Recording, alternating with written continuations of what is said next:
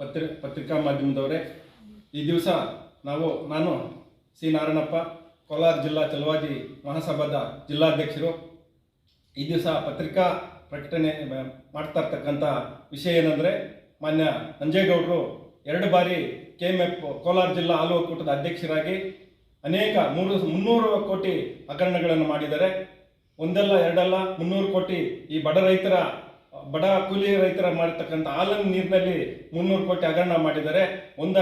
ಅದರಲ್ಲಿ ನೇಮಕಾತಿಯಲ್ಲಿ 75 ಜನಕ್ಕೆ ನೇಮಕಾತಿ ಅವ್ಯವಹಾರ ಮಾಡಿ ಈಗಾಗಲೇ ED ಮತ್ತು ಲೋಕಾಯುಕ್ತ ತನಿಖೆ ನಡೀತಾ ಇದೆ. ಮತ್ತೆ ನಂದಿ ಕ್ರಾಸ್ನಲ್ಲಿ mega dairy 5 lakh litre dairy ಮಾಡುವಾಗ ಅದರಲ್ಲಿ ಸುಮಾರು 200 ಕೋಟಿ ಅದರಲ್ಲಿ ಹಗರಣ ಆಗಿದೆ. ಅಧ್ಯಕ್ಷರ ವಾಹನ ಮತ್ತು ಇಂಧನ ವೆಚ್ಚದಲ್ಲಿ 50 ಲಕ್ಷ ಆಗಿದೆ. ಸೋಲಾರ್ ಪ್ಲಾಂಟ್ ಕಾಮಗಾರಿಯಲ್ಲಿ 95 ಕೋಟಿ ಆಗಿದೆ. MEK ಗೋಲ್ಡ್ ಡೈರಿನಲ್ಲಿ 340 ಕೋಟಿ ಹಗರಣ ಮಾಡಿದ್ದಾರೆ. ಪ್ರಸ್ತುತ ಇವೆಲ್ಲ ಲೋಕಾಯುಕ್ತ ಹಂತದಲ್ಲಿದೆ. ಗೋಲ್ಡ್ ಕಾಯಿನ್ ಖರೀದಿ ಲೋಕಾಯುಕ್ತ ಹಂತದಲ್ಲಿದೆ. ಹಾಲು ವಾಹನ ಮತ್ತು ಅಧಿಕಾರಿಗಳ ವಾಹನದಲ್ಲಿ 10 ಕೋಟಿ ರೂಪಾಯಿ ಹಗರಣ ಮಾಡಿದ್ದಾರೆ. ಇಷ್ಟೆಲ್ಲ ಆಮೇಲೆ ವಾಹನಗಳು ಚಿಂತಾಮಣಿ ಐಸ್ ಕ್ರೀಮ್ ವಿಭಾಗದಲ್ಲಿ 53 ಕೋಟಿ ಹಗರಣ ಆಗಿದೆ. ಇಷ್ಟೆಲ್ಲ ಬಡ ರೈತರ ಹಾಲಿನಲ್ಲಿ ಆಗಿರ್ತಕ್ಕಂಥ ಹಗರಣ ಇಟ್ಕೊಂಡು ಮತ್ತೊಮ್ಮೆ ಅಧ್ಯಕ್ಷರಾಗಬೇಕಂತೇಳಿ ಹೊಟ್ಟಿದ್ದಾರೆ. ಇದು ಯಾವ ನ್ಯಾಯ? ಒಳ್ಳೇದಲ್ಲ. ಯಾಕಂದ್ರೆ ಕೂಲಿ ಮಾಡಿ ಬಡ ರೈತರು ಹಾಳಾಕಿರೋ ದುಡ್ಡಲ್ಲಿ ನೀವು ವ್ಯವಹಾರ ಮಾಡಿ ಬದುಕಬೇಕಂದ್ರೆ ನಿಮ್ಗೆ ಇನ್ನೂ ಅನೇಕ ಅವಕಾಶಗಳಿದಾವೆ. ದಯವಿಟ್ಟು ಇಂಥವ್ರಿಗೆ ಮತ್ತೆ ಅವಕಾಶ ಕೊಟ್ರೆ ಮತ್ತೆ 300 ಕೋಟಿ ರೈತರ ಹೊಟ್ಟೆ ಮೇಲೆ ತಣ್ಣೀರು ಹಾಕಿದಂಗೆ ಆಗುತ್ತೆ. ಇವ್ರನ್ನ ಮುಂದುವರ್ಸೋದು ಬೇಡ. ದಯವಿಟ್ಟು ಹೊಸಬರಿಗೆ ಅವಕಾಶ ಮಾಡಿಕೊಡಿ. 5ನೇ ತಾರೀಕು ನಡೆಯುವ ಕೋಲಾರ ಜಿಲ್ಲಾ ಹಾಲು ಒಕ್ಕೂಟದ ಅಧ್ಯಕ್ಷರ ಸ್ಥಾನಕ್ಕೆ SN ನಾರಾಯಣಸ್ವಾಮಿ ಅವರನ್ನ ಮಾನ್ಯ ಮುಖ್ಯಮಂತ್ರಿಗಳು, ಮಾನ್ಯ ಸಿದ್ದರಾಮಯ್ಯ ಸಾಹೇಬರು, ಮತ್ತೆ ಉಪಮುಖ್ಯಮಂತ್ರಿಗಳಾದ ಶಿವಕುಮಾರ್ ಸಾಹೇಬರು, ಮತ್ತೆ ಕೋಲಾರ ಜಿಲ್ಲಾ ಉಸ್ತುವಾರಿ ಸಚಿವರಾದಂಥ ಬೈರತಿ ಸುರೇಶ್ ಅಣ್ಣವರು SN ನಾರಾಯಣಸ್ವಾಮಿ ಅಣ್ಣವರಿಗೆ ಒಂದು ಅವಕಾಶ ಮಾಡಿ ಈ ಸಾರಿ ಇರೋವಂಥ ಅವಕಾಶದಲ್ಲಿ ಅಧ್ಯಕ್ಷ ಸ್ಥಾನವನ್ನು ಕೊಟ್ಟು ಈ ಹಾಲಿನ ಡೈರಿಯನ್ನ ಮುಂದಿನ ಬೆಳವಣಿಗೆಗೆ ಒಂದು ಸಹಕಾರಿ ಮಾಡಿಕೊಡ್ಬೇಕು. ಹಾಗೂ ಮುಂದಿನ ದಿನಗಳಲ್ಲಿ ದಲಿತರು ಒಂದು ಅವಕಾಶ ಮಾಡಿಕೊಟ್ರೆ ಮುಂದಿನ ದಿನಗಳಲ್ಲಿ ಈ ರಾಜ್ಯಕ್ಕೆ ದಲಿತರ ಪರವಾಗಿ ನಮ್ಮ ರಾಜ್ಯದಲ್ಲಿ ಎಲ್ಲೂ ಅಧ್ಯಕ್ಷ ಸ್ಥಾನ ಸಿಕ್ಕಿಲ್ಲ. ಈ ಕೋಲಾರ ಜಿಲ್ಲೆಯಲ್ಲಿ ಕೊಟ್ಟರೆ ಇಡೀ ಮಾಹಿತಿ ಇಡೀ ರಾಜ್ಯಕ್ಕೆ ತಲುಪುತ್ತದೆ. ಆದ್ರಿಂದ ಈ ಒಂದು ಅವಕಾಶವನ್ನು SN ನಾರಾಯಣಸ್ವಾಮಿ KMF ಕೋಲಾರ ಜಿಲ್ಲಾ ಹಾಲು ಒಕ್ಕೂಟದ ಅಧ್ಯಕ್ಷ ಸ್ಥಾನವನ್ನು ನೀಡಿ ಸಾಮಾಜಿಕ ನ್ಯಾಯವನ್ನು ಉಳಿಸ್ಕೊಡ್ಬೇಕು ಅಂತ ನಾವು ಈ ಮೂಲಕ ಒತ್ತಾಯಿಸ್ತಾ ಇದ್ದೀವಿ. ರಮೇಶ್ ಕುಮಾರ್ ಸಾಹೇಬರು ಈ ಅಂಬೇಡ್ಕರ್ ಬಗ್ಗೆ ಮತ್ತು ಡಾಕ್ಟರ್ ಅಂಬೇಡ್ಕರ್ ಸಂವಿಧಾನದ ಬಗ್ಗೆ ಮಾತಾಡ್ತಾರೆ. ಇವತ್ತು ದಲಿತರ ಅಧ್ಯಕ್ಷರಾಗ್ತಾರೆ ಅಂತ ಹೇಳ್ಬಿಟ್ಟು ಅವ್ರ ವಿರುದ್ಧನೇ ಪಿತೂರಿ ಮಾಡ್ತಾರೆ. ಇದು ನಿಮ್ಗೆ ಸಂಬಂಧಿಸಿವಲ್ಲ. ದಯವಿಟ್ಟು ನೀವೆಲ್ಲರೂ ಒಂದು ಒಗ್ಗಟ್ಟಿನಲ್ಲಿ ತಗೊಂಡು ಆಗ್ಬೇಕಾಗುತ್ತೆ. ಮುಂದೆ ಈ ತರ ಮಾಡಿದ್ರೆ ನಿಮಗೆ ನಾವು ದಲಿತರು ಅಹಿಂದ ಜನ ನಿಮ್ಗೆ ತಕ್ಕ ಪಾಠ ಕಲಿಸ್ಬೇಕಾಗುತ್ತೆ. ದಯವಿಟ್ಟು ನೀವು ಹಿರಿಯರಾಗಿದ್ದೀರಿ, ಇಂಥವಕ್ಕೆಲ್ಲ ಅವಕಾಶ ಮಾಡಿಕೊಡ್ಬೇಡಿ. ಒಂದು ಪ್ರಾಮಾಣಿಕವಾದಂಥ ನಮ್ಮ SN ನಾರಾಯಣಸ್ವಾಮಿ ಅವ್ರನ್ನ ಈ ಒಂದು ಬಾರಿ ಅವಕಾಶ ಮಾಡಿಕೊಡಿ. ಮುಂದೆ ಸದಾ ಕಾಂಗ್ರೆಸ್ ಜೊತೆಗೆ ಎಲ್ಲ ರಾಜ್ಯದ ದಲಿತರು, ಹಿಂದುಳಿದವರು ಸದಾ ನಿಮ್ಮ ಜೊತೆ ಇರ್ತೀವಿ ಅಂತ ಹೇಳ್ತಾ ಒತ್ತಾಯಿಸ್ತಾ ಈ ಭಾಷಣವನ್ನು ಮುಗಿಸ್ತಾ ಇದ್ದೀವಿ. ಮಾನ್ಯ ಪತ್ರಿಕಾ ಮಾಧ್ಯಮದವರೇ, ಏನು ಜುಲೈ 5ನೇ ತಾರೀಕು ಕೋಲಾರ ಹಾಲು ಒಕ್ಕೂಟ ಅಧ್ಯಕ್ಷ ಸ್ಥಾನದ ಚುನಾವಣೆ ನಿಗದಿಯಾಗಿರುತ್ತದೆ. ಇದರ ವಿಚಾರವಾಗಿ ಈ ಹಿಂದೆ 2 ಬಾರಿ ಅಧ್ಯಕ್ಷರಾಗಿದ್ದಂತಹ ಮಾಲೂರು ಶಾಸಕರು ಆದಂಥ ನಂಜೇಗೌಡರ ಒಂದು ಏನು ಹಗರಣಗಳು ಇದೆಯೋ ಅದನ್ನು ಬಾಯಲ್ಲಿ ಹೇಳುವಂಥ ಮಟ್ಟಕ್ಕಿಲ್ಲ, ಇನ್ನು ಮೀರಿ ಅವರು ಹಾಲು ಒಕ್ಕೂಟದಲ್ಲೇ ಹಗರಣಗಳನ್ನು ಮಾಡಿರ್ತಾರೆ. ಇಂಥ ವ್ಯಕ್ತಿಗೆ ಇಂಥ ವ್ಯಕ್ತಿ ನನಗೆ ಇನ್ನೊಂದು ಬಾರಿ ನನ್ನನ್ನು ಅಧ್ಯಕ್ಷರನ್ನಾಗಿ ಮಾಡಿ ಅಂತ ಸರ್ಕಾರದ ಮೇಲೆ ಒತ್ತಡವನ್ನು ಮಾಡಿದ್ದು.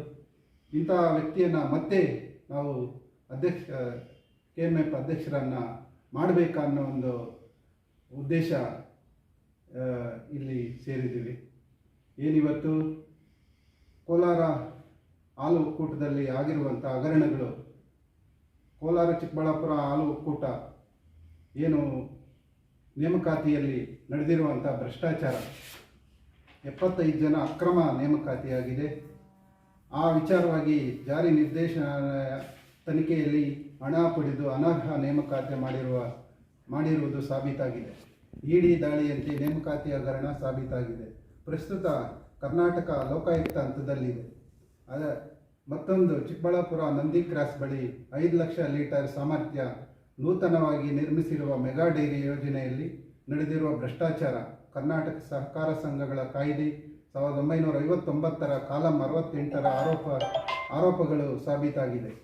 ಅಂದಾಜು ಹಗರಣ ಮೊತ್ತ 88 ಕೋಟಿ, ಹೆಚ್ಚುವರಿ ಹಣ ಪಾವತಿ 60 ಕೋಟಿ, ಹೆಚ್ಚುವರಿ ಹಣ ಪಾವತಿ ಮತ್ತೊಂದು 26 ಕೋಟಿ. ಪ್ರಸ್ತುತ ಎಲ್ಲ ಕರ್ನಾಟಕ ಲೋಕಾಯುಕ್ತ ಹಂತದಲ್ಲಿರುತ್ತದೆ. ಮಾನ್ಯ ಅಧ್ಯಕ್ಷರ ವಾಹನ ನಿರ್ವಹಣೆ ಮತ್ತು ಇಂಧನ ವೆಚ್ಚ ಒಟ್ಟಾರೆ 50 ಲಕ್ಷ ಹಗರಣ, ಅದು ಕೂಡ ಪ್ರಸ್ತುತ ಕರ್ನಾಟಕ ಲೋಕಾಯುಕ್ತ ಹಂತದಲ್ಲಿರುತ್ತದೆ. ಸೋಲಾರ್ ಪ್ಲಾಂಟ್ ಕಾಮಗಾರಿಯಲ್ಲಿ ನಡೆದಿರುವ ಭ್ರಷ್ಟಾಚಾರ ಅಂದಾಜು ಮೊತ್ತ 95 ಕೋಟಿ, ಅದು ಕೂಡ ಲೋಕಾಯುಕ್ತ ಹಂತದಲ್ಲಿದೆ. MVK ಗೋಲ್ಡನ್ ಡೈರಿ ನಿರ್ಮಾಣದ ಭ್ರಷ್ಟಾಚಾರ ಹಗರಣ, ಅದು ಕೂಡ 240 ಕೋಟಿ ಹಗರಣ. ಅದೇ ರೀತಿ ಗೋಲ್ಡ್ ಕಾಯಿನ್ ಖರೀದಿ, ಅವರ ವೈಯಕ್ತಿಕವಾಗಿ ಏನು ಗೋಲ್ಡ್ ಕಾಯಿನ್ ಪ್ರಸ್ತುತ ಕರ್ನಾಟಕ ಲೋಕಾಯುಕ್ತದ ಹಂತದಲ್ಲಿರುತ್ತದೆ. ಹಾಲು ಸಾಗಿಸುವ ವಾಹನ ಮತ್ತು ನೀರು ಸರಬರಾಜು ಆ ಟೆಂಡರ್ಗಳಲ್ಲಿ ಹಗರಣಗಳು 10 ಕೋಟಿ. ಅದೇ ಮತ್ತು ರೈತರ ಪ್ರವಾಸ ನೆಪದಲ್ಲಿ ನಡೆದಿರುವ ಅಕ್ರಮ 5 ಕೋಟಿ. ಚಿಂತಾಸ್ಕ್ರೀಮ್ ಘಟಕ, ಅದರಲ್ಲಿ ಸುಮಾರು 53 ಕೋಟಿ ಹಗರಣಗಳು. ಸುಮಾರು ಹೇಳ್ಕೊಳ್ತಾ ಹೋದರೆ ಇನ್ನು ಅವರು ವೈಯಕ್ತಿಕವಾಗಿ ಸುಮಾರು ನ್ಯಾಯಾಲಯದಲ್ಲಿ ಲೋಕಾಯುಕ್ತದಲ್ಲಿ ಅವರ ಕೇಸುಗಳು ನಡೀತಾ ಇದೆ. ಇಂತಹ ವ್ಯಕ್ತಿಗೆ ಸರ್ಕಾರ ಮತ್ತೆ ಅವರನ್ನು ಅಧ್ಯಕ್ಷ ಸ್ಥಾನ ಕೊಟ್ಟರೆ ಸರ್ಕಾರಕ್ಕೂ ಕೂಡ ಕೆಟ್ಟ ಹೆಸರು, ಮತ್ತು ಈ ಪಕ್ಷಕ್ಕೂ ಕೂಡ ಒಂದು ಕೆಟ್ಟ ಹೆಸರು ಬಂದು ಜನಾಭಿಪ್ರಾಯ ಇರುವುದಿಲ್ಲ. ಆದ್ದರಿಂದ ಈ ಮುಂದಿನ 5ನೇ ತಾರೀಕು ನಡೆಯುವಂಥ ಚುನಾವಣೆಗೆ ಮಾನ್ಯ SN ನಾರಾಯಣಸ್ವಾಮಿ ಅವರು ಕೂಡ ಹಾಲು ಒಕ್ಕೂಟದಲ್ಲಿ ನಿರ್ದೇಶಕರಾಗಿ ಆಯ್ಕೆಯಾಗಿರ್ತಾರೆ. ಇಡೀ ರಾಜ್ಯದಲ್ಲಿ ಏಕೈಕ ಒಬ್ಬ ದಲಿತ ಸಮುದಾಯದ ವ್ಯಕ್ತಿ ಹಾಲು ಒಕ್ಕೂಟಕ್ಕೆ KMF ಅಧ್ಯಕ್ಷರಾಗಿ ಆಯ್ಕೆಯಾದರೆ ಪಕ್ಷಕ್ಕೂ ಬಲ ಬರ್ತದೆ. ಈ ಮುಂದಿನ ದಿನಗಳಲ್ಲಿ ಪಕ್ಷ ದಲಿತ ಸಮುದಾಯ ಪಕ್ಷದ ಪರವಾಗಿ ನಿಲ್ತಾರೆ ಅನ್ನೋ ವಿಚಾರವನ್ನು ಮಾನ್ಯ ಮುಖ್ಯಮಂತ್ರಿಗಳಾದ ಸಿದ್ದರಾಮಣ್ಣವರು, ಉಪಮುಖ್ಯಮಂತ್ರಿಗಳಾದ ನಮ್ಮ DK ಶಿವಕುಮಾರ್ ಸಾಹೇಬರು, ಸಹಕಾರ ಹಾಲು ಮಂತ್ರಿಗಳಾದ ಸಹಕಾರ ಸಚಿವರು ಮತ್ತು ಜಿಲ್ಲಾ ಉಸ್ತುವಾರಿ ಸಚಿವರು ಇವರಿಗೆಲ್ಲ ಮನವಿ ಮಾಡ್ತಾ ಇದ್ದೀವಿ. ಮುಂದೆ ಏನು 5ನೇ ತಾರೀಕು ನಡೆಯುವಂಥ ಹಾಲು ಒಕ್ಕೂಟದ ಅಧ್ಯಕ್ಷ ಸ್ಥಾನ ಚುನಾವಣೆಯಲ್ಲಿ ಬಂಗಾರಪೇಟೆ ಕ್ಷೇತ್ರದ SN ನಾರಾಯಣಸ್ವಾಮಣ್ಣವರು 3 ಬಾರಿ ಆಯ್ಕೆಯಾಗಿ ಅತಿ ಹೆಚ್ಚು ಜನಪ್ರಿಯತೆಯನ್ನು ಗಳಿಸಿ ಅತಿ ಹೆಚ್ಚು ಒಳ್ಳೆ ಕೆಲಸಗಳನ್ನು ಮಾಡಿರ್ತಾರೆ. ಜನಾಭಿಪ್ರಾಯ ಅವ್ರ ಮೇಲೆ ತುಂಬ ಇರೋದರಿಂದ ಇಂಥ ವ್ಯಕ್ತಿಯನ್ನು ಆಯ್ಕೆ ಮಾಡಿ ಈ ರಾಜ್ಯಕ್ಕೆ ದಲಿತ ಸಮುದಾಯಕ್ಕೆ ನ್ಯಾಯವನ್ನು ಕೊಡಬೇಕು ಅಂತ ಸರ್ಕಾರಕ್ಕೆ ನಾವು ಒತ್ತಾಯ ಮಾಡ್ತಾ ಇದ್ದೀವಿ.